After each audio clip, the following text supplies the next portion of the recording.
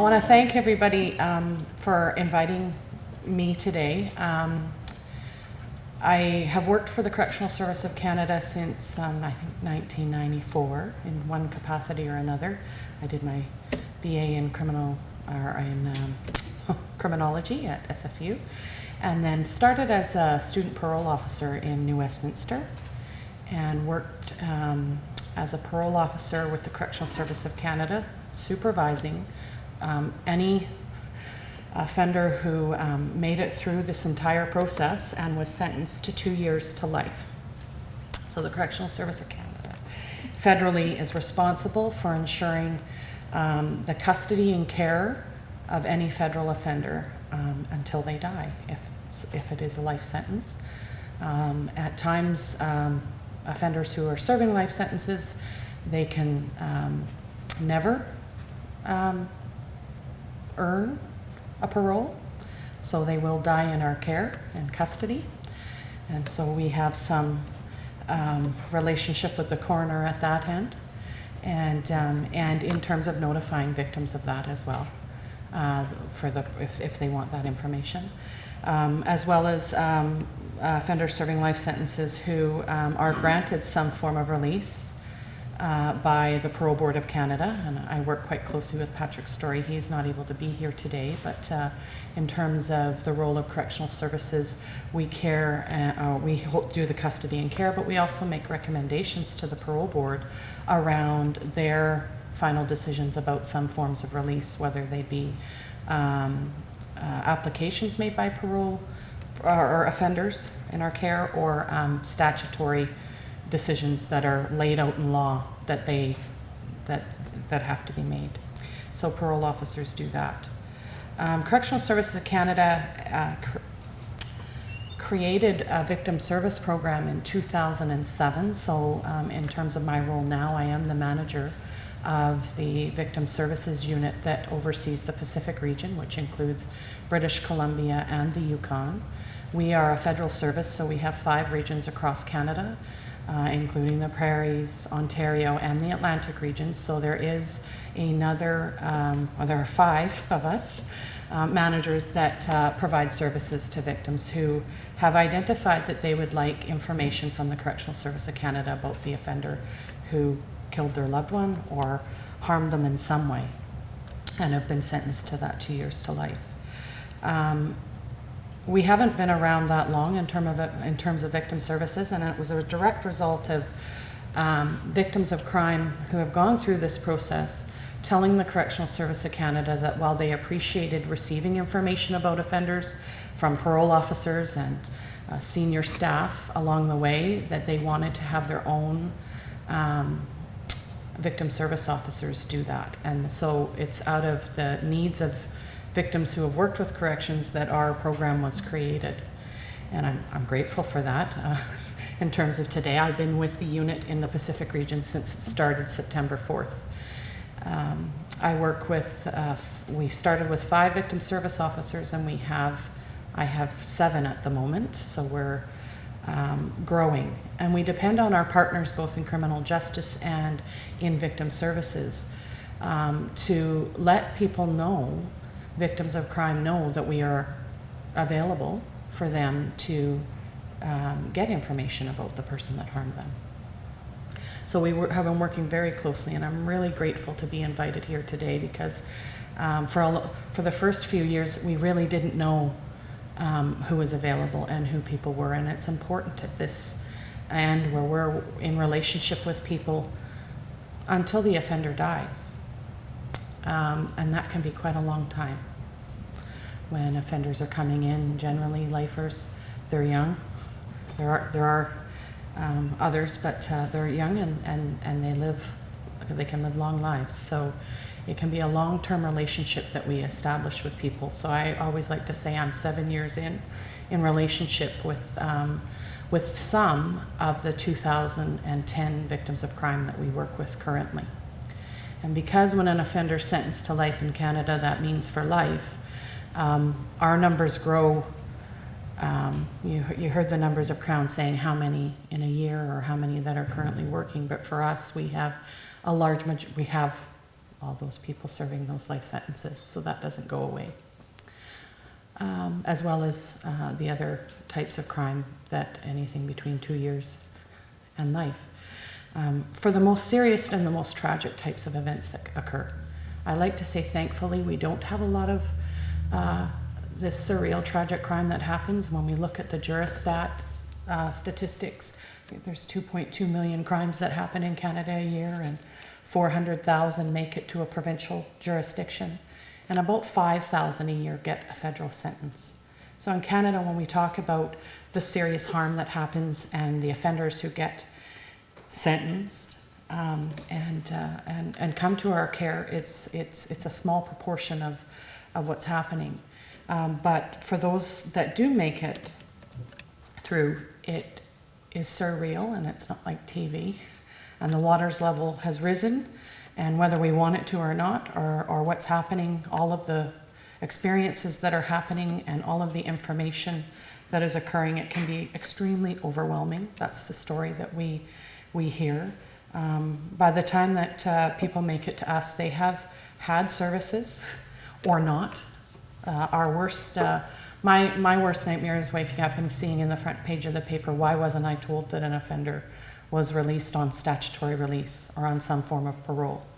And for us, in the circumstances that have brought that offender to our care, to not have the people that were harmed know what's happened and to have been provided some level of service really speaks loudly to what we're trying to do here, is to raise awareness about what is available. Unfortunately, or fortunately, I use the example that I've never really read my fire insurance policy, because I never really want to have a fire happen in my home. But when and if it does happen, I'm going to pull that insurance policy out and go through it and find out all the things I didn't know.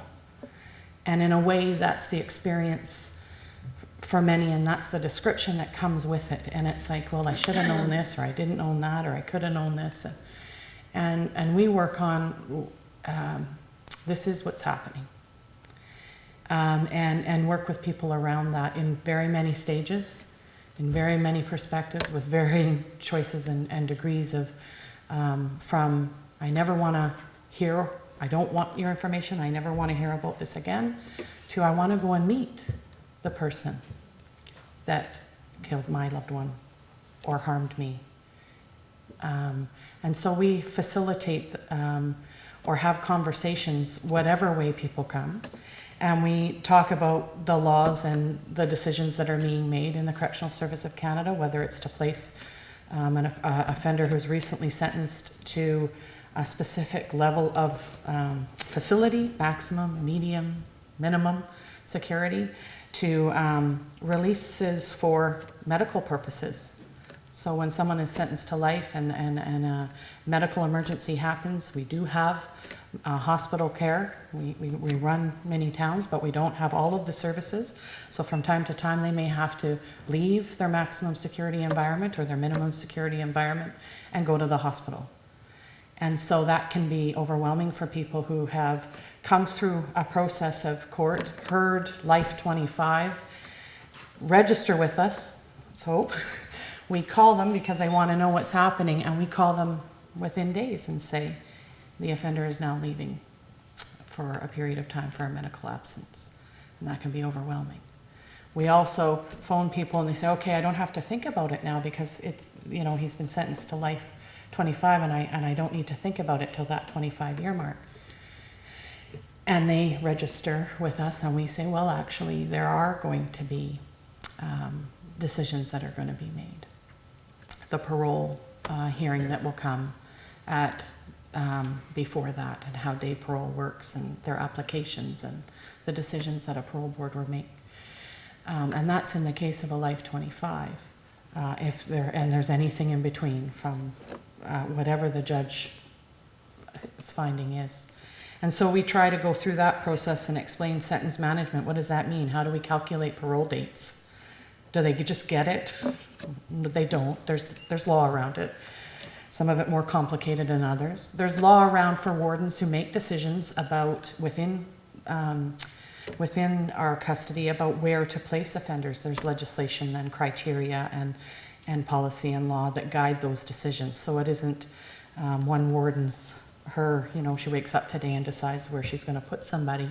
She actually needs to think about that in terms of our research and understanding of what does it mean to manage somebody for their life and provide the public that safety, because our paramount mandate is that public safety.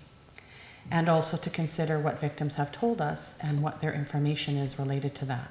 And our work in victim services is to talk with victims who want that information and describe that to them. Victims are able to provide information in wardens' decisions. They are able to provide information for parole board decisions. They are able to attend parole board hearings. They're able to read out their statements at a hearing if they so choose, or attend by video conference. There are finances available through the travel fund at the Justice Department to support people to attend parole board hearings and their support people. There are a number of services available through that process, but it can be very difficult to even know that can occur. What we've found in the short time that we've been there is that we have 3,000 offenders in the Pacific region serving sentences, and about 900 of those offenders, victims, have decided that they want to have some kind of ongoing information about. So we know that some people choose not to, they don't want to have any of this information. The law is written that we don't go out and ask every person. They come to us and say, I would like to receive the information. So there's some gaps there, and what keeps me awake at night is, do people who possibly need this information know that it's available to them? And so that, to have an opportunity like today to come here and say, if you would like the information, it is available to you. In our office now, what we try to do is, with what's available on the buffet, we try and work with you to determine how much or how little, when, because we're making difficult calls into people's lives. So we try and do that in the best way that we can. And the last thing I would share with you is that we have a Victims Advisory Council in the Pacific region. It was started by a mother whose son was murdered by an offender on parole. She went through the process regarding that, and at the public inquiry, at the coroner's inquest, they had made a recommendation to have an ombudsman's office for victims of crime. Now, this was in 1994, and it was outside the scope of the capacity of our senior managers here in British Columbia to create a federal ombudsman's office. But what they did do is say, we'll create a committee and we'll start working with you to see where we can hear what your needs are and try and work with you around what those may be, given our legal requirements, given our mandate, given our resources and time. Where we can, we'll try and work with you to do that in the best way that we can, because it's a long-term relationship. And so out of that, we've met every 3 months or 4 months or 5 months since 1996 was the first meeting.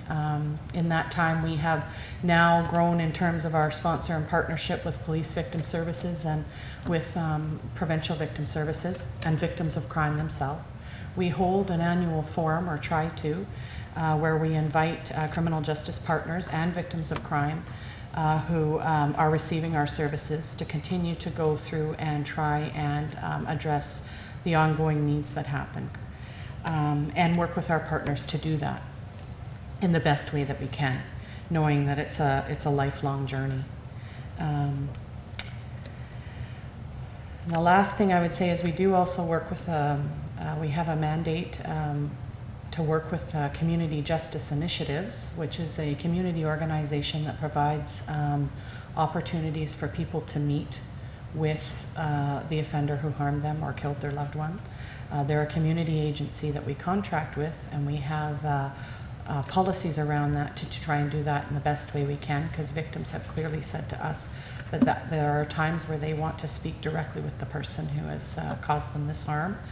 And the trials are over and the investigations are over, and there remain questions that only that person can answer. And so while corrections doesn't deliver that service, we work with a community agency that does.